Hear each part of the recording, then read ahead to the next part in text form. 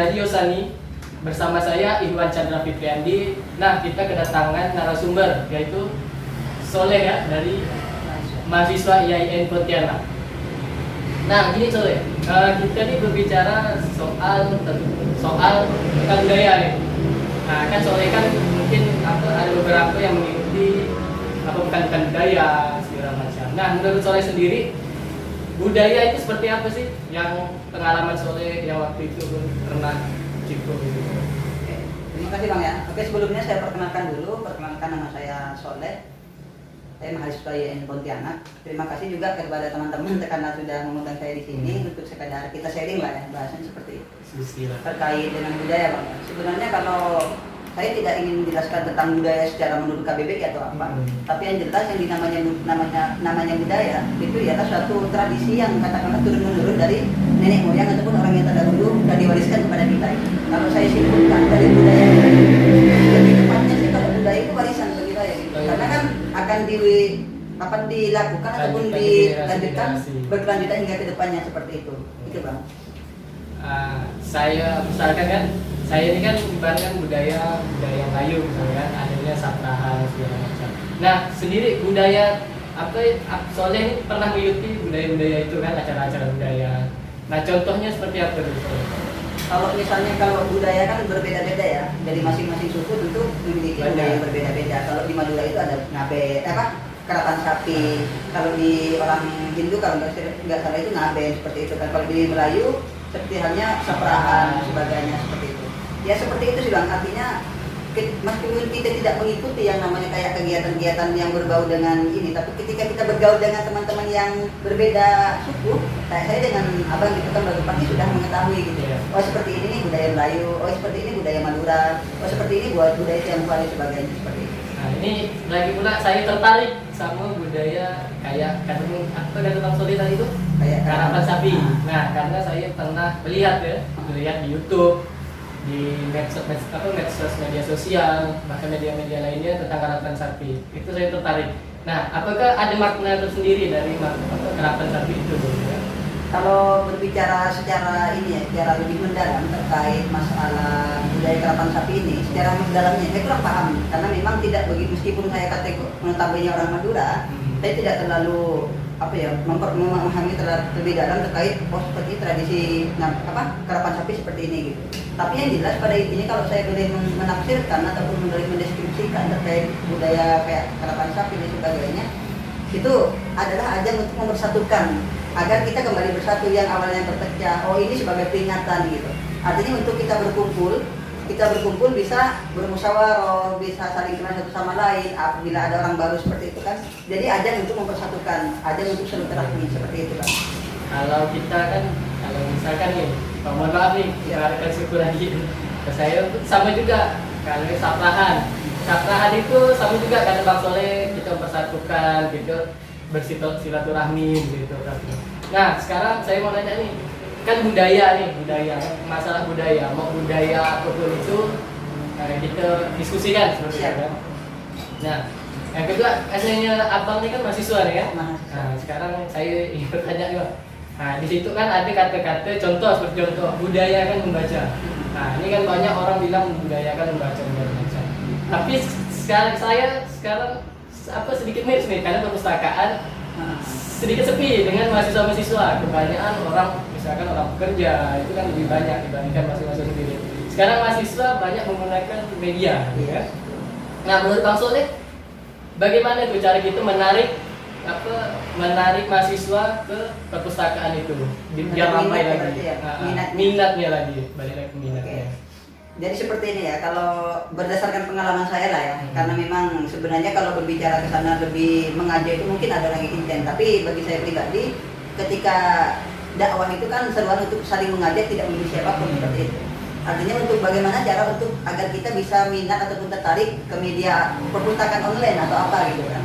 Karena memang sekarang lagi-lagi kita dihadapkan dengan situasi pandemi yang menyebabkan perpustakaan yang secara offline itu tutup seperti itu. Nah, sebenarnya kalau kembali ke diri kita, kalau saya mengatakan bahwa kalau saya pribadi lebih kembali kepada kita, artinya seperti sebermanfaat apa sih kita menggunakan gadget kita? Karena sekarang dari dulu ketika teknologi sudah canggih, kita tidak perlu sebenarnya ke perpustakaan. Artinya dari rumah akses sudah bisa kan. Cuman lagi-lagi kembali ke kita, apakah kita memegang gadget ataupun handphone ini digunakan hanya untuk main game, chattingan, ataupun hanya berseluncur di media, itu kembali ke kita. Tapi kembali lagi bagaimana cara kita untuk menarik minat daripada teman-teman ataupun mahasiswa khususnya.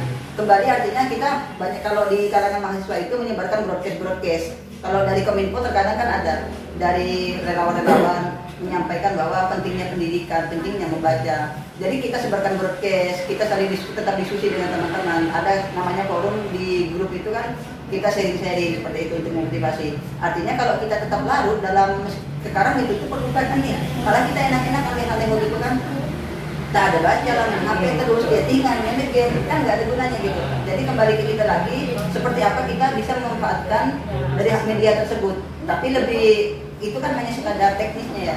Kalau untuk teorinya mungkin kembali dari pendidikan orang tuanya, bagaimana dia mendoktrin ataupun mendidik anak-anaknya supaya terbiasa membaca agar tidak terlalu larut dalam teknologi bermain HP terus. Terus kedua, sering-sering buka yang namanya konten-konten positif seperti itu, sering-sering diskusi dengan teman-teman meskipun kita tidak bertemu gitu kan cukup telepon sharing diskusi bagaimana cari pengetahuan, bagaimana sharing dengan teman-teman yang lebih tahu seperti itu untuk menambah pengalaman kita, untuk menambah pengetahuan kita sehingga dari situlah kita bisa termotivasi agar kita bisa tertarik untuk minat membaca seperti itu.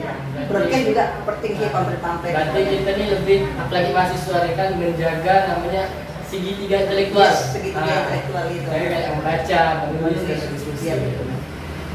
Karena sekarang seperti contohnya ya, aku mahasiswa ini kan budayanya memang diskusi terus.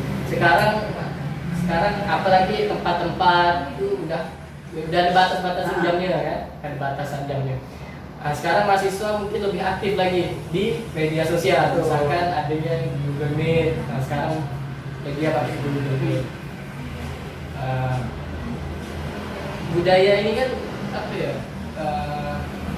selaku kita nih pemuda nih, harus merawat budaya itu kan? Nah, terkait masalah ini sebenarnya kalau sebagian orang mungkin kecewa ya terkait adanya pandemi ini bang gitu kan. Tapi bagi sebagian orang yang memang positif thinking ya, saya tidak berbicara substansi ke sana, tapi berdasarkan yang saya pahami lah gitu. Sebenarnya situasi yang memang bagi orang tua yang dengan anaknya misalnya ya, dengan anaknya yang tidak sering berjumpa karena memang larut dengan pekerjaannya, nah dengan adanya pandemi itu membutuhkan mereka kan, artinya kan WFH gitu kan, jadi bisa berkumpul dengan keluarga itu. Nah bagi saya juga ada positif daripada adanya ini, kita bisa lebih lama di rumah, artinya tidak perlu keluar seperti itu kan. Nah kita bisa memanfaatkan di situ bermain HP gitu kan. Jadi kita browsing di sana, ada tugas kita bisa browsing gitu. Jadi kita lebih ke online gitu, bisa bermain atau memainkan peran media itu sendiri gitu. Jadi kalau dulu mungkin kita di kampus misalnya, ke kampus misalnya kita main HP untuk perpustakaan jarang, main HP sering gitu kan. Dan mungkin sekarang ketika dengan adanya kuliah online misalnya, kita bisa lebih banyak main HP pastinya kan, karena kuliah daring gitu, kita bisa browsing dan sebagainya. Jadi bisa menambah pengetahuan itu, tapi lagi-lagi kembali ke kita, bagaimana cara kita untuk memanfaatkan media ataupun teknologi tersebut seperti itu. Nah, terkait merawat dan budaya seperti ini, lagi-lagi itu perlu dikembali kita akan kesadaran kita pribadi bang. Kalau memang kita tidak sadar akan pentingnya suatu budaya seperti ini, misal segitiga intelektual seperti diskusi, membaca dan menulis misalnya, apa sih warisan apa yang akan kita berikan kepada generasi selanjutnya gitu. Masa mati di kita gitu. Apakah kita akan dikenal dengan generasi yang nol, tidak membaca, tidak diskusi dan sebagainya? Tentu malu dong dengan generasi selanjutnya seperti itu. Tapi lagi-lagi kembali ke kita, bagaimana cara kita untuk merawatnya seperti itu. Tentu hal-hal yang seperti ini tentu tidak perlulah kita paparkan di sini, tapi paling tidak kembali ke teman-teman, karena teman-teman sudah bisa memikirkan, oh kalau saya membaca, oh seperti ini. Karena kalau ada kata pepatah itu kan, kalau kalian ingin mengenal dunia, maka membacalah. Tapi kalau kalian ingin dikenal dunia, maka menulislah. Selanjutnya, kalau kalian ingin mendapatkan hal-hal yang positif, maka berdiskusilah seperti itu. Karena kalau kita hanya mendapatkan informasi ditelan mentah-mentah, terkadang teman-teman banyak multitafsir. Misal ini positif, dianggapnya negatif seperti itu. Itulah. Ya, apalagi kalau masalah ini ya media sosial, kan banyak orang yang apa namanya website ada website berita-berita misalnya kan, berita hoax kan terkadang masuk. Itu pun sekarang apalagi sekarang lagi marak-maraknya berita hoax. Bahkan jangan sampai ini sebagai bagian budaya juga. Nah Gimana tuh Bang, menurut Abang kan segala mahasiswa, anak KPI juga kan tentang jurnalis. Tanggapan Abang tentang berita hoax yang marak ini segala macam. Nah, terkait isu-isu ataupun berita hoax seperti itu, sebenarnya memang merebak sekali ya, cukup menyebar di kalangan, baik meskipun bukan di kalangan mahasiswa, di kalangan umum halayak publik sudah menyebar sebenarnya. Karena memang pernah saya dapati penjelasan dari senior ini mengatakan, artinya orang yang buat berita hoax itu jauh lebih pintar, seperti artinya dia bisa menganalisa terkait audiensnya ataupun pembacanya seperti itu kan. Nah, bagaimana cara kita lebih tepatnya menangkap seperti itu kan? Sebenarnya hal-hal yang seperti ini mungkin lebih ke perannya Kominfo seperti itu kan. Bagaimana dia menyebarkan pendidikan ataupun pengajaran, baik itu broadcast informasi agar tak terpapar hoax dan sebagainya. Artinya kita harus bisa memanfaatkan. Nah, pentingnya tadi itulah Bang, kita paparkan segitiga intelektual itu. Di segitiga intelektual itu kan ada yang namanya diskusi. Nah, pentingnya ketika kita mendapatkan informasi yang memang baru gitu kan, lalu kita tidak meneliti terlebih dahulu sumbernya dari mana, hanya melihat sekilas langsung di-share. Nah, itu harus kita sharingkan dulu, kita saring dulu apakah ini valid atau tidak. Terlebih misal di KPI itu ada yang namanya konsentrasi jurnalistik ya. Kalau kemarin di KPI itu ada pelatihan yang namanya menangkal hoax, pelatihan cek fakta juga. Jadi ketika ada banyak akun phishing sekarang, kayak kemarin itu lagi gencar-gencarnya akun phishing prakerja. Jadi teman-teman ketika ada tentang pembukaan prakerja gelombang 9 di-share. Sebenarnya itu lebih banyak akun phishing gitu. Tapi sayangnya teman-teman tidak mengecek terlebih web ataupun akun gitu. Kalau dari prakerja kan pakai .go.id seperti itu kan, artinya dari pemerintah. Nah, ini bukan gitu. Jadi pentingnya sekarang kembali ke teman-teman, bagaimana ketika mendapatkan informasi, teman-teman jangan asal jangan sok jadi pahlawan gitu kan, langsung di-share. Telah terlebih dahulu, tanyakan yang lebih tahu. Teman-teman di media tentu tahu lah, kayak jurnalis seperti itu. Karena memang betul-betul dipelajari seperti itu. Itu sih intinya, kita lebih menyaring terlebih dahulu, jangan asal share, kita diskusikan terlebih dahulu ke yang lebih tahu. Tanyakan apakah ini betul atau enggak, atau hoax seperti itu. Sekarang apalagi sekarang ini kan ya tadi itu kata Bang, sekarang budaya ini udah namanya budaya ini normal ya. Yang kuliah, yang sekolah sekarang lewat online, budaya online sekarang. Budaya online. Nah, apa namanya? Sekarang marak-maraknya nih kota gratis. Iya, ternyata hoax. Ya, seperti itu. Itulah. Saya orang dulu ya. bisa dalam Nah, seperti itu. Karena memang sebelum orang menyebarkan isu hoax itu menulis misalnya, mereka sudah menganalisa dulu kan. Oh, seperti ini, melihat makmunya kalau dalam dakwah itu audiensnya gitu kan, publiknya ataupun pendengarnya seperti apa. Nah, di situ kesempatan mereka gitu. Artinya orang yang memberikan berita itu jauh lebih pintar daripada kita gitu. Tapi kembali ke kita, apakah kita akan dikalahkan oleh itu atau tidak gitu kan. Kalau kita dikalahkan, seperti kalau kita menjabat jabatan sebagai mahasiswa gitu, yang katakanlah berjiwa intelektual bahasanya gitu kan. Jadi kembali lagi seperti tadi itu, agar tak mudah menyebarkan isu hoax, agar kita tak mudah meng-share dan sebagainya, ya kita cek and recheck terlebih dahulu, tanyakan ke yang lebih senior, yang lebih tahu. Tentu banyak lah senior seperti itu, agar tidak lebih banyak lagi orang-orang ataupun teman kita yang termakan oleh isu hoax tersebut. Ada juga saya merasakan, melihat sendiri, adik saya ini kan sekolah SMA 1, dia melakukan maksudnya sekolah online. Nah, sekolah online melakukan Zoom. Nah, di situ dia itu tidak mendengarkan karena kamera bisa dimatikan, audionya dimatikan juga, dianya balik-balik. Nah, itu yang sebenarnya negatifnya tuh seperti itu sebenarnya kan. Tapi itulah balik lagi ke dikanya. Ya, betul, karena memang seperti ini. Kalau kita berbicara tentang new normal, bukan new normal lah, kuliah online lah bahasanya. Karena memang kalau kita tidak bisa saling menyalahkan satu sama lain misalnya. Kalau kita menyalahkan instansinya, misal kampus misalnya, kita kampus atasnya siapa dulu seperti itu. Kalau kita menyalahkan mahasiswanya, ya memang seperti itu gitu kan. Karena memang berbicara efektif atau tidaknya kembali ke kita lagi ke selaku mahasiswa. Dosen memberikan mata kuliah misalnya kan, memberikan pengajaran, terlepas kita tidur, ya kita pasti nggak dapat gitu kan substansi ilmunya gitu. Tapi kalau misalnya kita mau betul-betul dapat, ya berarti betul-betul untuk mendengarkan dan menyimak seperti tadi yang dipaparkan Abang, menghidupkan audionya ketika dosen memaparkan, menghidupkan videonya agar kita tampak gitu kan. Oh, ini mendengarkan, nggak tidur gitu kan gitu. Itu kan tadi. Nah, ini saya pun udah nangkap nih sedikit tentang budaya online di kalangan mahasiswa. sekarang kita balik lagi ke budaya suku nih, suku kita masing-masing kan. Ada namanya budaya apa? Bagaimana nih bang cara kita nih mengajak kawan-kawan nih? Yuk kita suka ikut, banyak nih budaya-budaya yang ada di Indonesia nih, seperti budaya Jawa kan ada namanya wayang, ada segala macam. Melayu pun ada namanya saprahan, Madura ada namanya keraton sapi.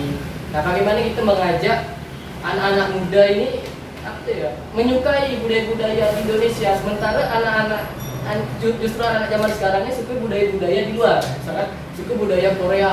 Nah seperti itu, dia lebih suka budaya Korea dibandingkan budaya sendiri. Kita kan negara kita kan terkenal dengan budaya kaya dengan budaya. Seperti gimana itu bang? Jadi sebenarnya seperti ini, kalau kita ingin terlibat aktif ataupun kita lebih aktif dalam mengkampanyekan budaya kita, bahasa kita, ada yang untuk menjaga lah gitu kan, untuk melestarikan budaya kita agar bisa dilanjutkan oleh generasi-generasi selanjutnya. Jadi kalau saya bawa ini, kalau di Madura itu ada yang namanya di masing-masing duta pasti ada lah ya, baik itu duta Menjanda ataupun lain sebagainya. Kalau di Madura itu ada yang namanya Lanceng Praben, duta Lanceng Praben. Nah disitulah fungsi teman-teman untuk mengkampanyekan, untuk menyebarkan, memberikan edukasi kepada masyarakat ataupun generasi muda, bagaimana agar mereka bisa tertarik seperti itu, bisa tertarik kepada budayanya. Yuk kita lestarikan budaya kita, ini loh budaya kita.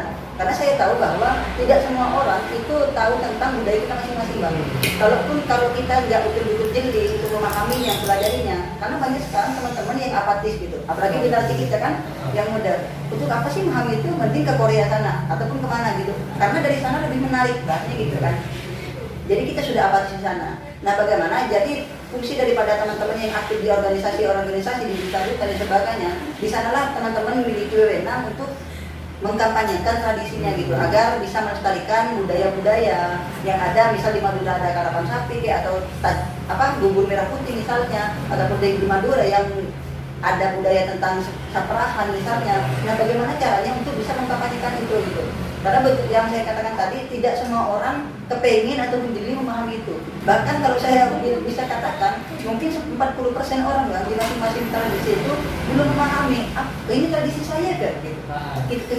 Ketika kita tanyakan ke mereka, apa tradisimu di Madura misalnya, kalau enggak tahu kan malu gitu kan. Jadi fungsi disitulah teman-teman memperkenalkan, ya tidak menutup kemungkinan kita juga bisa gitu kan, menyebarkan informasi-informasi terkait misalnya pamflet, broadcast apapun itu, bisa disebarkan ke teman-teman yang memang tidak paham terkait budaya yang ada di sukunya itu, seperti itu. Nah, itulah ya, tadi budaya, tentang budaya.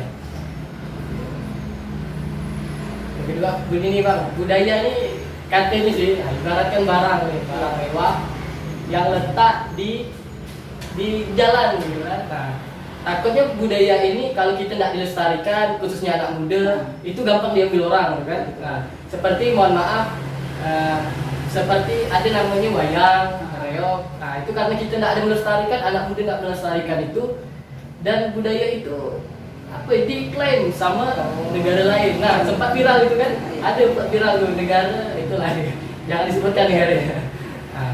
Nah itulah karena kita tidak kepedulian itu tadi. Nah, anak muda itu tidak peduli dengan budaya-budaya.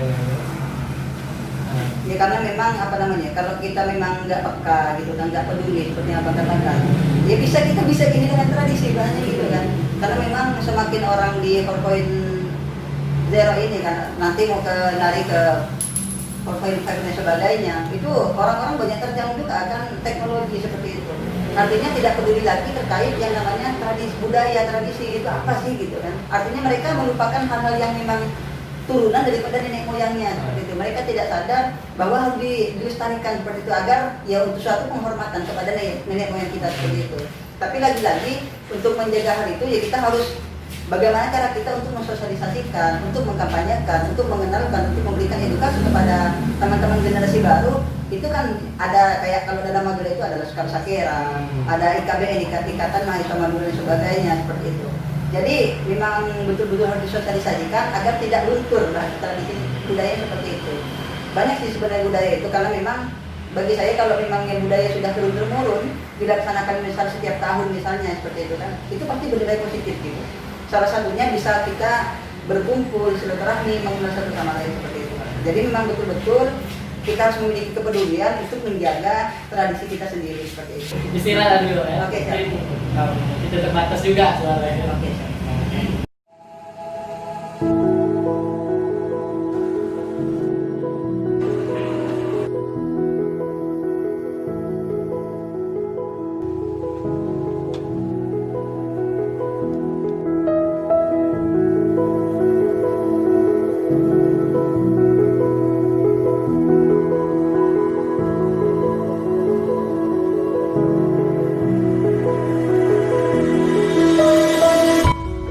Kembali mengambil secangkir kopi sebagai ide, bukan dari sisi yang hangat, melainkan dari sisi pahit yang melekat. Karena setiap hal pasti punya dua sisi yang berbeda, hingga beraneka ragam rasa yang akan tercipta. Begitu juga kopi, yang gue rasa setiap pagi selalu berbeda dan kaya rasa.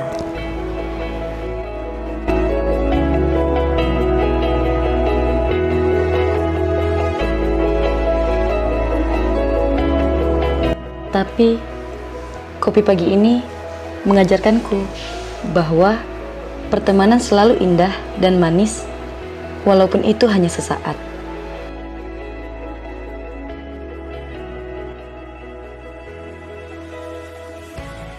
Inilah pagi, di mana langit tertutup awan putih, pekat seperti kopi, yang diaduk kemudian mendingin dengan sendirinya.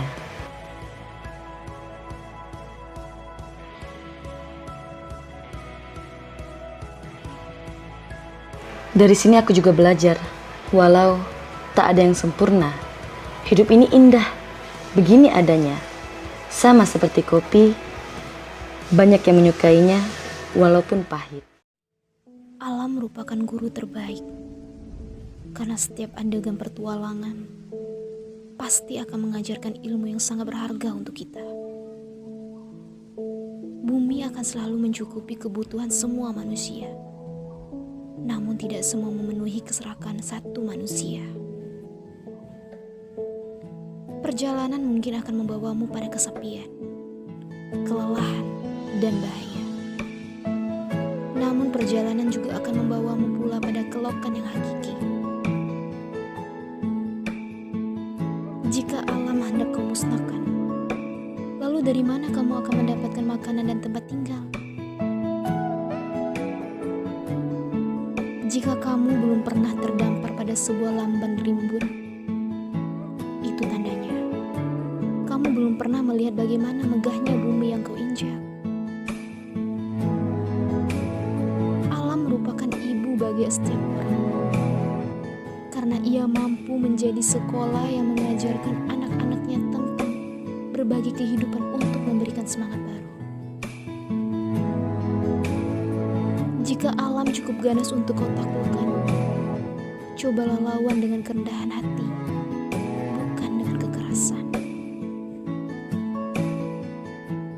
Alam telah hidup sejak jutaan ribu tahun lalu, sehingga ia sudah cukup bijaksana untuk mengajarkan kamu berbagi kehidupan melebihi orang yang kau anggap pintar.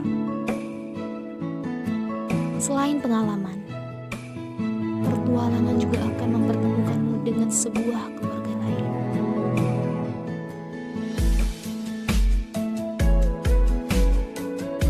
Oke, kembali lagi di Radio Sani bersama saya dan Bang Soleh. Nah, saya masih diskusi nih sama Bang Soleh nih tentang budaya, gimana sih perawat budaya di mahasiswa ini, maksudnya di muda-muda ini.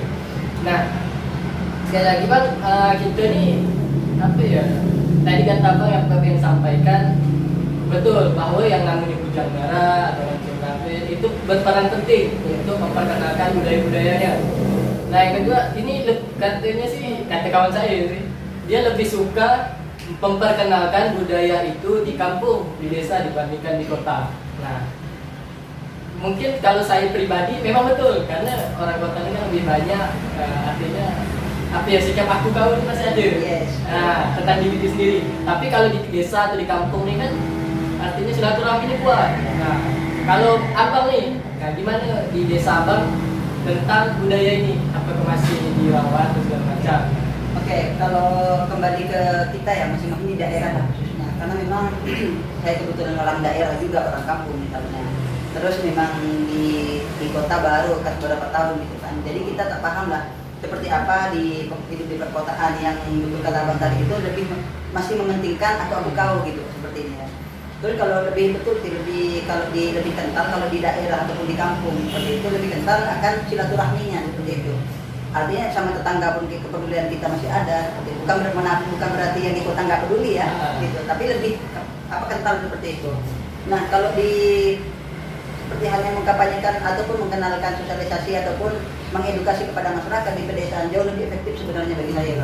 Meskipun di kampung tidak semuanya ya, artinya yang berjejaring internet dan tidak semua orang paham tentang teknologi seperti handphone dan sebagainya seperti itu. Tapi yang jelas ketika di pedesaan itu jauh lebih memang silaturahmi lebih terkena seperti itu. Artinya memang mereka tidak disibukkan dengan berbagai macam kegiatan seperti main game ataupun apa seperti itu. Mereka bisa lebih fokus seperti itu. Nah kalau misalnya berbicara di desa dengan di kampung efektif mana? Kalau menurut saya pribadi, ketika kita mengenalkan tentang budaya jauh lebih efektif daripada pedesaan seperti itu. Cuman kita harus komunikasikan terlebih dahulu dong sebelum kita terjun ataupun apa ke masyarakat seperti itu. Itu saja di bawah. Kalau di desa ini kan silaturahminya sangat kuat. Ini artinya kalau ada masalah ini artinya semuanya akan menyelesaikan masalah itu. Tapi kalau misalnya menurut abang bagaimana bang untuk mempertahankan eksistensi daripada budaya itu sendiri? Kita tidak terfokus apakah Madura, Melayu, terserah abang. Kalau menurut saya kebetulan organisasi itu ya organisasi tentang budaya juga. Kalau kami sih dari organisasi ini kita merekrut kawan-kawan nih dari kawan mahasiswa, pemuda merekrut disatukan di forum. Ya di situ kita ngadakan kegiatan-kegiatan terus. Misalkan kalau kita kan kegiatan saprahan. Nah kita seminggu sekali kegiatan saprahan. Sudah pasti ya. Nah kita pasti seminggu sekali kegiatan saprahan. Itu untuk apa tujuannya? Untuk mempertahankan namanya budaya saprahan itu seperti itu. Nah untuk budaya-budaya yang kayak budaya tadi, mohon maaf ya, Madura, Jawa itu saya masih kurang paham. Kurang paham karena saya tahunya budaya Melayu karena saya orang suku orang Melayu. Betul. Karena memang dengan demikian kita bisa mempertahankan itu. Karena kita mau katakanlah kita tidak bisa berkontribusi dengan uang misalnya ataupun dengan materi, paling tidak dengan menyebarkan informasi terkait budaya tersebut seperti itu. Tadi yang kata abang bilang budaya ini kan merupakan selaku kita lah nih pemuda-pemuda ini kan selaku pemuda-pemuda haruslah mempertahankan budaya itu, jangan sampai diambil orang. Jadi kalau misalnya ya, sebenarnya kalau saya memandang memang fungsi dan peran itu lebih kepada kita generasi mudanya seperti itu. Karena memang sudah masanya kita yang tua istirahat lah seperti bahasa seperti itu. Kalau bukan kita siapa lagi seperti itu. Makanya saya katakan di awal tadi itu, masa sih kita sebagai generasi muda sekarang untuk nanti anak-anak kita ke depannya akan menjadi generasi yang tidak mensosialisasikan ataupun mengenalkan budaya kita sendiri seperti itu. Apakah mati di kita budaya itu seperti itu? Lalu apa? Budaya apa yang akan kita wariskan kepada anak-anak kita nanti seperti itu? Nah, sepertinya kalau saya pribadi, kita lah generasi muda tepatnya sekarang, yuk kita kampanyekan, yuk kita kenalkan, yuk kita kabarkan kepada adik-adik kita, teman-teman kita yang belum tahu tentang budaya itu sendiri seperti itu. Agar apa? Ya agar terawat, agar tetap eksis budaya kita hingga nanti seperti itu untuk anak-anak dan cucu kita nanti. Nah, yang itu kan tadi yang gue sampaikan, karena kita nih selaku pemuda harus mempertahankan budaya itu, mengajak kawan-kawan, yuk kita suka sama budaya-budaya kita sendiri ya. Misalkan saya orang Melayu, satu lagi kawan saya orang Madura, satu lagi orang Jawa. Nah, yuk kita mempertahankan budaya masing-masing nih. Nah, saya mempertahankan budaya saya Melayu.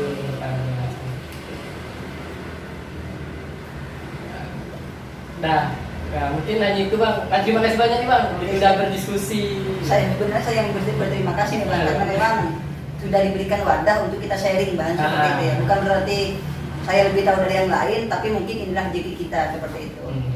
Oke, mungkin saya sedikit menyimpulkan sedikit. Nah, bagi kawan-kawan khususnya pemuda, haruslah mempertahankan budaya-budaya yang ada di Indonesia ini ya. Kalau bukan kita siapa lagi? Nah, Bang mungkin dari apa closing statement dari abangnya apa? Oke, baik. Dari saya pribadi, kalau pesan sekaligus closing lah Bang ya terkait materi kita pada sore hari ini.